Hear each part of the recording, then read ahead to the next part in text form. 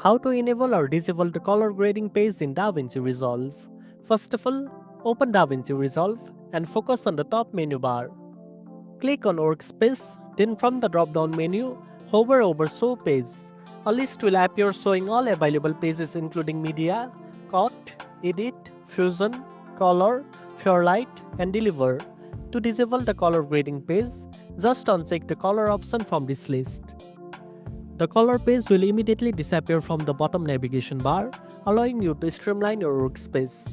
If you want to enable it again later, return to the Workspace menu, hover over Show Page, and check the color option to bring it back instantly.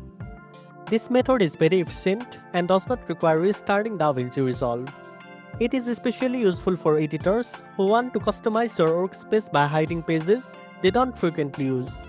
And that's it. Now you know how to enable or disable the color grading page in DaVinci Resolve.